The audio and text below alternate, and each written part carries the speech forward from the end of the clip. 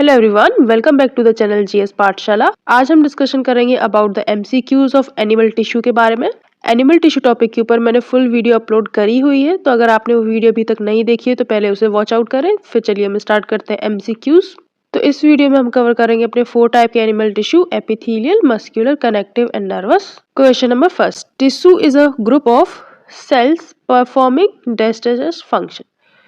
देखिए, टिश्यू हमेशा क्या होता है, कई सारी सेल्स होती हैं जिनसे मिलके हमारा एक टिश्यू बनता है ताकि वो एक पर्टिकुलर फंक्शन को कर सके।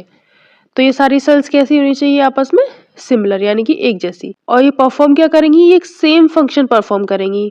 ऐसा नहीं है कि ये वाली सेल कोई और काम कर रही है, ये वाली सेल कोई और काम कर रही है, ये सारी सेल्स मिलके एक सिमिलर फंक्शन करेंगी। तो इसका आंसर क्या होना चाहिए, tissue is a group of similar cells performing similar function. Okay, तो इसका आंसर क्या हो जाएगा, बी। नेक्स्ट क्वेश्चन देखिए, tissue that has cilia on its surface which help in pushing mucus forward is dash dash epithelium. तो देखिए, हमें उस एपिथेलियम का नाम बताना है जिसके ऊपर क्या होते हैं, सिलिया। तो सिलिया का फंक्शन आपको पता होगा क्या होता है। जैसे मान लीजिए एक हमारी सेल है, इसके ऊपर जो सिलिया होती हैं ये बीट करती हैं सारी एक साथ और म्यूकस को आगे ट्रेवल करने में हेल्प करती हैं। तो ये प्रेजेंट होती है हमारी कॉलमनार सेल्स के ऊपर। ये आपको दिख रही है कॉलमनार सेल्स के ऊपर। इनकी जो हाइट है वो ब्रेड से ज्यादा होती है और इनके जो न्यूक्लियस है वो कहाँ रहते हैं, नीचे बेस में। तो इसका आंसर हो जाएगा कॉलमनार। ये आप यहाँ पे स्ट्रक्चर देख सकते हैं, कॉलमनार सेल्स है, उसमें यहाँ पे क्या अटैच है, सिलिया, जिनसे हमारा जो म्यूकस है वो कहाँ जा रहा है, आगे की तरफ। Next question, name the special type of connective tissue present in our nose, ear, trachea and larynx which we can fold. तो हमें उस कनेक्टिव टिश्यू का नाम बताना है जो हमारी नोज में होता है, ईयर में होता है, ट्रैकिया में होता है और लैरिंक्स में होता है। तो देखिए ऑप्शन देखते हैं। पहला ऑप्शन क्या है, टेंडन। अब आपको पता होना चाहिए टेंडन क्या होता है। टेंडन हमारी मसल्स और बोन को कनेक्ट करता है। ठीक है, जैसे मान लीजिए एक हमारी ये बोन है और इसमें कोई मसल अटैच है, वो किस स्ट्रक्चर से अटैच होगी, टेंडन। नेक्स्ट हमारा है कार्टिलेज। तो देखिए कार्टिलेज क्या होता है, ये एक टाइप का कनेक्टिव टिश्यू होता है जिसमें क्या होता है, कई सारी सेल्स प्रेजेंट होती हैं जैसे मैक्रोफेजेस, मास्ट सेल्स। नेक्स्ट है हमारा लिगामेंट। तो देखिए लिगामेंट मैंने आपको क्या निमोनिक बताया था, BBL। बोन टू बोन को कौन कनेक्ट करेगा, लिगामेंट। एंड बोन तो आपको पता ही है बोन क्या होता है। तो इसका आंसर क्या होना चाहिए, इसका आंसर होगा कार्टिलेज। कार्टिलेज कहाँ कहाँ प्रेजेंट होता है, हमारे ईयर में प्रेजेंट हो सकता है, नोज में प्रेजेंट हो सकता है। हमारा जो वॉइस बॉक्स होता है, वॉइस बॉक्स किसको बोलते हैं, लैरिंक्स को। लैरिंक्स में प्रेजेंट होता है कनेक्टिव टिश्यू कार्टिलेज। साथ ही हमारे जितने जॉइंट्स होते हैं, जॉइंट्स में प्रेजेंट होता है कार्टिलेज। ये बोन जितना हार्ड नहीं होता है, ये बोन से थोड़ा फ्लेक्सिबल होता है। जैसे आप ईयर का एग्जांपल है तो ईयर को हम फोल्ड कर सकते हैं अपने हाथ से। तो इन सारी जगहों पे क्या प्रेजेंट होता है, cartilage. Next question is, areolar connective tissue is not found in. तो देखिए एरियोलर कनेक्टिव टिश्यू कहाँ प्रेजेंट नहीं होता है। तो पहले तो हमें पता होना चाहिए कि एरियोलर टिश्यू प्रेजेंट कहाँ कहाँ होता है। एरियोलर टिश्यू प्रेजेंट होता है हमारे इंटरनल ऑर्गन्स के आसपास। इंटरनल ऑर्गन्स यानी कि विसरल ऑर्गन्स। तो देखिए विसरल ऑर्गन्स हमारे क्या कहा जाएगा, लीवर, किडनी, हार्ट, लंग्स। साथ ही में ये ब्लड वेसल्स के अराउंड भी प्रेजेंट रहता है फॉर प्रोटेक्शन। तो इसका आंसर क्या होना चाहिए, not found in between teeth and gums. Teeth और गम के बीच में कोई जरूरत नहीं है एरियोलर कनेक्टिव टिश्यू की।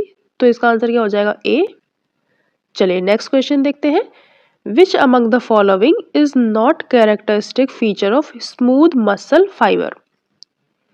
तो हमें बताना है कि स्मूथ मसल फाइबर का कौन सा कैरेक्टरिस्टिक नहीं होता है। They are cylindrical in shape, they are present in internal organs, they bear a central single nucleus, या फिर they are involuntary in nature. तो सबसे पहले तो आपको पता होना चाहिए कि स्मूथ मसल फाइबर का शेप कैसा होता है। देखिए स्मूथ मसल फाइबर हमारी कैसी होती है, spindle shape. Okay, spindle shape होती है, इसमें एक न्यूक्लियस रहता है सेंटर में। और ये कहाँ प्रेजेंट होती है, ये प्रेजेंट होती है हमारे जितने भी इनवॉलेंट्री ऑर्गन होते हैं। इनवॉलेंट्री ऑर्गन कौन कौन से हो जाएंगे, जिन पे हमारा कंट्रोल नहीं होता है। जैसे हार्ट है, हार्ट पे आपका कंट्रोल नहीं होता है ना। किडनी हो गई, लंग्स हो गए, वो सारी चीजें किससे बनी है, स्मूथ मसल सेल से। तो चलिए ऑप्शन देखते हैं, these fibres are cylindrical in shape. क्या ये सेल सिलेंड्रिकल है, नहीं, ये कैसी है, स्पिंडल शेप की है। तो ये स्टेटमेंट रॉन्ग हो जाएगा। They are present in internal organ, ये करेक्ट है, इंटरनल ऑर्गन में प्रेजेंट होती है smooth muscle fibre. They bear a central single nucleus, सही बात है, ये आपको सेंट्रल पोजीशन में न्यूक्लियस दिख रहे हैं दोनों सेल्स के अंदर, तो ये भी राइट हो जाएगा। They are involuntary in nature, involuntary होते हैं नेचर में, स्मूथ मसल सेल्स को आप कंट्रोल नहीं कर सकते, वो अपना फंक्शन खुद देखते रहते हैं, तो हमारा जो डी है वो भी राइट हो जाएगा। रॉन्ग स्टेटमेंट कौन सा है? ए। और हमसे क्या पूछा गया था? हमसे रॉन्ग स्टेटमेंट ही पूछा गया था, तो इसका आंसर क्या हो जाएगा? A. Okay, they are cylindrical in shape, spindle shape में होती है ये सेल्स। चलिए बढ़ते हैं हम नेक्स्ट क्वेश्चन की तरफ। Two bones connected to each other by, तो देखिए यहाँ पे हमारा कौन सा निमोनिक आ जाएगा? BBL, यानी कि बोन टू बोन कनेक्शन किससे होता है? लिगामेंट से। अब आपने अगर लिगामेंट याद कर लिया तो आपको टेंडन को याद रखने की जरूरत नहीं है। जो बच्चा हमारा टेंडन वो मसल को बोन से कनेक्ट करेगा, ठीक है। तो मसल से बोन को कनेक्ट करने वाला स्ट्रक्चर हो गया टेंडन, एंड बोन से बोन को कनेक्ट करने वाला स्ट्रक्चर हो गया लिगामेंट। तो इसका आंसर क्या हो जाएगा? B, ligament. देख सकते हैं यहाँ पे आपको स्ट्रक्चर दिख रहा है ना, ये दोनों क्या हो जाएंगे? हमारे लिगामेंट, जो हमारी बोन को दूसरी बोन से क्या कर रहे हैं? कनेक्ट कर रहे हैं। यहाँ पे भी आप देख सकते हैं बोन्स को आपस में जो कनेक्ट करने वाले स्ट्रक्चर हैं वो हमारे क्या हैं? लिगामेंट्स। नेक्स्ट क्वेश्चन देखते हैं। Storage of fat in animal अगर इन, फैट से रिलेटेड अगर आपको कोई टर्म पूछा जाए तो एडिपोज टिश्यू किससे रिलेटेड है? फैट से रिलेटेड है। और एडिपोज टिश्यू के अंदर जो सेल्स होती हैं उन्हें हम क्या बोलते हैं? एडिपोसाइट। साइट का मतलब क्या होता है? सेल, और एडिपो क्या हो गया? हमारा फैट। तो इसका आंसर क्या हो जाएगा? एडिपोसाइट। अब आपसे पूछ सकते हैं कि एडिपोज टिश्यू या फिर एडिपोसाइट सेल्स जो होती हैं वो कहाँ कहाँ प्रेजेंट होती है हमारी बॉडी में? तो देखिए मेनली ये कहाँ कहाँ होती है? बेली फैट हो सकता है, शोल्डर्स में स्टोर हो सकता है, शोल्डर रीजन में, थाई रीजन में स्टोर हो सकता है फैट, इंटरनल ऑर्गन्स के आसपास स्टोर हो सकता है फैट। ओके, क्वेश्चन नंबर 8 देखते हैं। Blood and lymph are type of, blood और लिम्फ होता है, ये क्या होता है? हमारे एक टाइप के कनेक्टिव टिश्यू होते हैं।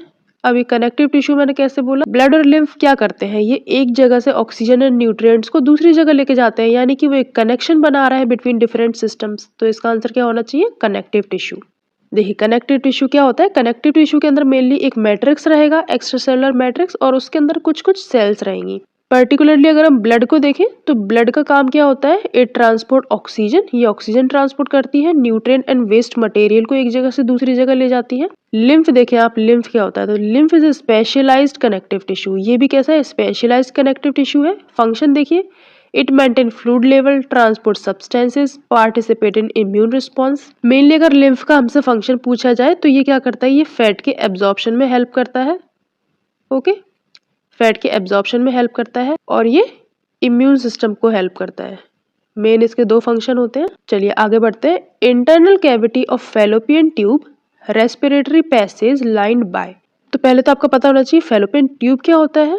अगर आप यहाँ पे स्ट्रक्चर में देखें, ये आपको दिख रहा है, ये हमारा क्या हो जाएगा? यूटरस।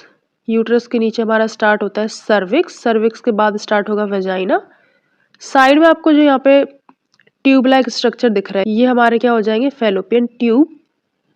फैलोपियन ट्यूब को हम ओविडक्ट भी बोल सकते हैं। अब ये जो आपको दिख रही है ये हमारी हो जाएंगी ओवरीज। तो फैलोपियन ट्यूब का काम क्या होता है? जो हमारा ओवा होता है, ओवा इस तरीके से ट्रेवल करके यूट्रस तक आना चाहेगा, तो उसके मूवमेंट में कौन हेल्प करेगा? जो हमारे फैलोपियन ट्यूब के अंदर प्रेजेंट होंगे सिलिया, वो सिलिया बीट करेंगे और वो हेल्प करेंगे फॉर फर्दर मूवमेंट ऑफ ओवा। ओके, इसी तरीके से अगर हम रेस्पिरेटरी पैसेज की बात करें तो रेस्पिरेटरी पैसेज में हमारे जैसे मान लीजिए हमारा विंड पाइप है, यहाँ पे हमारा नेजल पैसेज है, यहाँ पे क्या प्रेजेंट होंगे? सिलिया। ये सिलिया प्रोटेक्ट करेंगे हमारी फर्दर पैसेज को, ताकि वहां पे कोई फॉरेन बॉडी ना जा सके, कोई डस्ट ना जा सके। इसका आंसर क्या होना चाहिए? Ciliated epithelium. चलिए लास्ट क्वेश्चन देखते हैं। स्ट्राइटेड मसल सेल्स आर, देखिए स्ट्राइटेड मसल सेल क्या होती हैं? अगर हम इनका स्ट्रक्चर देखें तो ये इस तरीके से कुछ सिलेंड्रिकल फॉर्म में रहेंगी, साथ में इनमें क्या स्ट्राया प्रेजेंट रहते हैं। इस तरीके से कैसी रहती है? स्ट्राइटेड। न्यूक्लियस रहेगा इनके अंदर। इनका जो फंक्शन होता है ना, ये कैसा होता है? वॉलेंट्री। क्यों बोल रहे हैं वॉलेंट्री? क्योंकि ये प्रेजेंट होती है हमारी लिम्स में, अपर लिम एंड लोअर लिम में, यानी कि हमारे हाथ और पैरों में। इसीलिए जो स्ट्राइडेड मसल है इसे हम स्केलेटल मसल भी बोलते हैं, स्केलेटल मसल। और अपने हाथ पैरों को हम अपने मर्जी मुताबिक मूव कर सकते हैं, तो इसका आंसर क्या हो जाएगा? Voluntary muscle cell. चलिए एक बार स्ट्रक्चर में देख लीजिए। स्केलेटल मसल हमारी कैसी होती है? सिलेंड्रिकल है शेप में, ठीक है। स्ट्राया प्रेजेंट है उनके ऊपर। स्मूथ मसल को अगर आप देखेंगे तो स्मूथ मसल में कोई स्ट्राया नहीं है, यानी कि ये कैसी होती है? Non striated. Single nucleated. Cardiac muscle को अगर देखें हम तो कार्डिक मसल में क्या होता है? ये एक तरीके से कॉम्बिनेशन होता है इन दोनों का। इसके अंदर स्ट्राया भी प्रेजेंट रहेंगे इस तरीके से। और ये कैसे रहती है? ये सेल्स आपस में जुड़ी हुई रहती है, एक सेल दूसरी सेल से जुड़ी हुई रहेगी। और हार्ट का तो आपको नेचर पता ही है, ये कैसा होता है? इनवॉलेंटरी होता है नेचर में, खुद कॉन्ट्रैक्ट करता है, इसमें हमारा कोई रोल नहीं होता है। तो हमारा आंसर क्या हो जाएगा? वॉलेंटरी। जो हमारी स्केलेटल मसल होती है यानी कि स्ट्राइटेड मसल होती है वो हमारी कैसी होती है? Voluntary in nature. Next question देखते हैं। Which tissue help in keeping body warm? हमारी बॉडी को वार्म कौन रखता है? Sweat gland, connective tissue, hair या फिर फैटी टिश्यू? यहाँ पे आपको कंफ्यूज नहीं होना है। स्वेट ग्लैंड क्या करता है? स्वेट ग्लैंड स्वेटिंग करवाएगा, और स्वेटिंग से क्या होगा? वो एवापोरेट होगा, तो क्या होगा? बॉडी में कूलिंग होगी, ठीक है। तो बॉडी को वो ठंडा करेगा, तो ये इसका आंसर तो हो नहीं सकता। नेक्स्ट देखिए, कनेक्टिव टिश्यू। कनेक्टिव टिश्यू क्या करता है? कोई 2 या 3 बॉडी सिस्टम्स को आपस में कनेक्ट करेगा, तो ये भी वार्म करने जैसा तो कुछ काम कर नहीं रहा है। Here, fatty tissue. देखिए फैटी टिश्यू जो होता है हमारा, ये हमारी बॉडी को वार्म करता है। ये एक प्रोटेक्टिव लेयर बनाता है हमारे ऑर्गन्स के आसपास और हमारी बॉडी को वार्म रखता है। तो इसका आंसर क्या होगा? Fatty tissue. देखिए adipose tissue are the main tissue that help in keeping body insulate.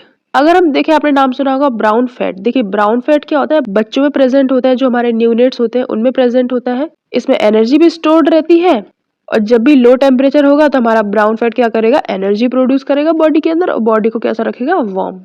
Next question देखते हैं। Bone forming cells are. तो देखिए जो हमारी बोन फॉर्मिंग सेल्स होती है उन्हें हम क्या बोलते हैं? यहाँ पे आपको कंफ्यूजन हो सकता है, क्योंकि देखिए एक जैसे नाम है, ऑस्टियोक्लास्ट, ऑस्टियोब्लास्ट, ऑस्टियोसाइट या फिर नन। तो यहाँ पे ना आप एक चीज याद रखिए, क्लास्ट का मतलब हमेशा क्या होता है? तोड़ देना। इसको मैं लिख देती हूँ यहाँ पे। ये क्या करता है? तोड़ने का काम करता है। ब्लास्ट। देखिए ब्लास्ट का मतलब क्या होता है? सिंथेसाइज करना। ये चीजों को बनाता है, मैन्युफैक्चरिंग करता है। ऑस्टियोसाइट। देखिए साइट का मतलब मैं आपको पहले ही बता चुकी हूँ, साइट का मतलब है सीधा सिंपल सेल। तो देखिए बोन फॉर्मिंग सेल बताना है, बोन बनाने वाली सेल, सिंथेसाइज करने वाली सेल, तो वो कौन सी हो जाएगी? ऑस्टियोब्लास्ट। ऑस्टियोक्लास्ट क्या होती है? जो हमारी बोन को तोड़े। तो ये हमारी बोन में क्या करेगी? डीमिनरलाइजेशन, मतलब उससे कैल्शियम को बाहर निकालने का काम करती है। ऑस्टियोब्लास्ट आपने देख लिया है। ऑस्टियोसाइट हम किसको बोलते हैं? जो हमारी बोन सेल होती है उन्हें हम क्या बोलते हैं? ऑस्टियोसाइट। तो इसका आंसर क्या हो जाएगा हमारा? ऑस्टियोब्लास्ट। तो यहाँ पे भी आप देख सकते हैं, ये हमारी ऑस्टियोक्लास्ट है, ये बोन को वीक बनाएगी, और ऑस्टियोब्लास्ट हमारी बोन को सिंथेसाइज करेगी। चलिए नेक्स्ट क्वेश्चन देखते हैं। What type of tissue is in the brain? ये 4 टाइप के टिश्यू पढ़े हमने, epithelial, muscular, connective and nervous tissue. तो जितना भी हमारा ये ब्रेन और नर्वस टिश्यू वाला स्ट्रक्चर है, इन सब में क्या प्रेजेंट होता है? Nervous tissue. तो इसका आंसर क्या हो जाएगा? Nervous tissue. कौन कौन से स्ट्रक्चर आ जाएंगे हमारे नर्वस सिस्टम में? ब्रेन आ जाएगा, स्पाइनल कॉर्ड आ जाएगी, जितनी भी हमारी पेरिफेरल नर्व्स होती हैं वो पेरिफेरल नर्व्स आ जाएंगी। ओके, तो इसका आंसर हो जाएगा नर्वस टिश्यू। नर्वस सिस्टम में आपको पता होना चाहिए, नर्वस सिस्टम में हमारा होता है central nervous system and peripheral nervous system. Central में हमारा आ जाएगा ब्रेन, और क्या आता है ब्रेन के अलावा बताइए? Spinal cord. इसी तरीके से पेरिफेरल में क्या आ जाएगा? देखिए जितनी भी हमारी पेरिफेरल नर्व्स होती हैं वो आ जाएंगी। ओके, चलिए नेक्स्ट क्वेश्चन की तरफ बढ़ते हैं। Cuboidal epithelium is found in. तो देखिए क्यूबॉइडल जो एपिथेलियम होती है हमारी, ओके, वो कहाँ कहाँ प्रेजेंट होती है? Skin and capillary, stomach intestine, kidney, tubule and bronchioles, या फिर urinary bladder and ureter. Skin और कैपिलरीज में हमारा कौन सा एपिथेलियम प्रेजेंट होता है? Squamous epithelium. अगर हम स्टमक और इंटेस्टाइन की बात करें तो उसके अंदर कौन सा एपिथेलियम प्रेजेंट होता है? कॉलमनार। सिक्रीशन वाले काम जितने भी हैं उनमें कॉलमनार सेल होगी। किडनी ट्यूब्यूल, अगर किडनी ट्यूब्यूल और ब्रोंकियोल की बात करें, किडनी ट्यूब्यूल और ब्रोंकियोल में हमारा प्रेजेंट होता है क्यूबॉइडल एपिथेलियम, क्यूबॉइडल एपिथेलियम। और यूरिनरी ब्लैडर और यूरेटर में तो आप याद कर लीजिए यहाँ पे कौन सा एपिथेलियम प्रेजेंट होता है, ट्रांजिशनल एपिथेलियम, ट्रांजिशनल एपिथेलियम। ये ट्रांजिशनल एपिथेलियम क्या होता है, जैसे आपका यूरिनरी ब्लैडर में यूरिन स्टोर होते जाएगा और स्टोर होते जाएगा तो उसको थोड़ा स्ट्रेच होना पड़ेगा, अपनी साइज को बढ़ाना पड़ेगा, तो उसके लिए उसके पास कैसे एपिथेलियम होनी चाहिए, ट्रांजिशनल, ताकि वो उसको एक्स्ट्रा स्पेस दे सके स्ट्रेच करने के लिए। तो थोड़ा सा फंक्शन से रिलेट करके पढ़ेंगे तो आपको एपिथेलियम को रटने की जरूरत नहीं है। चलिए मैं एक बार फिर से समझा देती हूँ।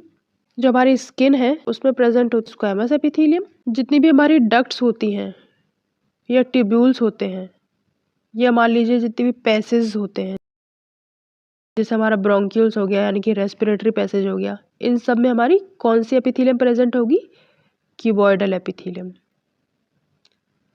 अब जितने भी हमारे ये स्टमक हो गया, इंटेस्टाइन हो गया, जीआईटी से रिलेटेड हमारे जितने भी स्ट्रक्चर्स होते हैं जिनमें एंजाइम्स के प्रोडक्शन की ज़रूरत है, वहाँ पे हमारी कॉलमनार सेल प्रेजेंट होगी, कॉलमनार एपिथेलियम। और जितने भी हमारे यूरिनरी सिस्टम से रिलेटेड स्ट्रक्चर है, जैसे यूरिनरी ब्लैडर हुआ, यहाँ पे मैं शॉर्ट में लिख देती हूँ, यूरिनरी ब्लैडर हुआ, यूरेटर हुए, इन सब में कौन सी एपिथेलियम प्रेजेंट होगी, ट्रांजिशनल एपिथेलियम, ताकि वो उसको एक्स्ट्रा स्पेस दे सके स्ट्रेच करके और एक्स्ट्रा स्पेस बन सके फॉर यूरिन स्टोरेशन।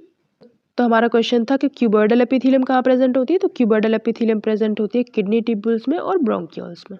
चलिए नेक्स्ट क्वेश्चन देखते हैं। Histamine secreting cells are found in, histamine secrete करने वाली सेल्स कहाँ प्रेजेंट होती हैं। हिस्टामिन एक ऐसा मॉलिक्यूल होता है जो एलर्जी के रिस्पॉन्स में प्रोड्यूस होता है हमारी बॉडी के अंदर।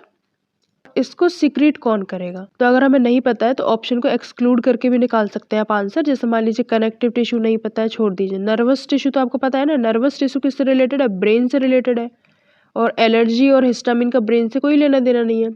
लंग्स देखिए, लंग्स में कोई हिस्टामिन का सिक्रीशन नहीं होता है। लंग्स का केवल काम क्या होता है, जो हमारा ब्लड में CO2 है उसको फिल्टर आउट करना और ऑक्सीजन को लेना। मस्कुलर टिश्यू देखिए, मस्कुलर टिश्यू का काम क्या होता है, मसल्स के मूवमेंट में हेल्प करना। तो बचा हमारा कनेक्टिव टिश्यू। कनेक्टिव टिश्यू में मैं आपको बता चुकी हूँ, इसके अंदर कई सारी सेल्स प्रेजेंट होगी, मैक्रोफेजेस प्रेजेंट होंगे, साथ ही में क्या प्रेजेंट होगा, मैट्रिक्स प्रेजेंट होगी। तो जो हमारी ये सेल्स हैं, इन्हीं में से एक टाइप की सेल्स होती हैं जिन्हें हम बोलते हैं मास्ट सेल। क्या बोलते हैं, मास्ट सेल। ये आपसे पूछ सकते हैं, मास्ट सेल जो होती है ये प्रोड्यूस करती है हिस्टामिन।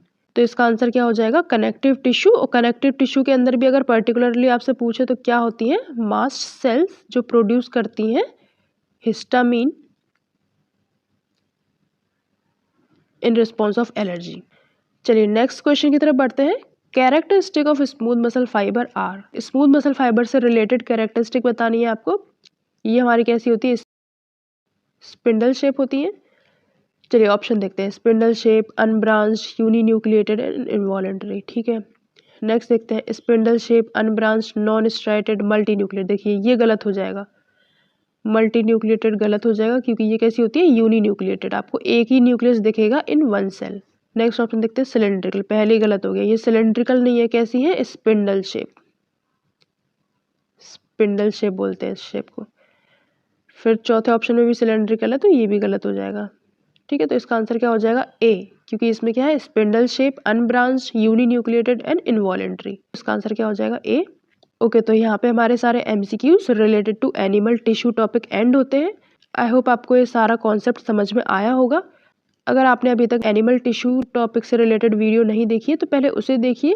कोई भी डाउट हो तो आप मुझे कमेंट करके बता सकते हैं। बने रहिए मेरे साथ। फ्री PDF के लिए आप विजिट कर सकते हैं मेरे टेलीग्राम चैनल GS पाठशाला। तो चलिए फिर मिलते हैं हम नेक्स्ट वीडियो में विद नेक्स्ट इंटरेस्टिंग टॉपिक। तब तक के लिए take care. Thanks for watching GS पाठशाला।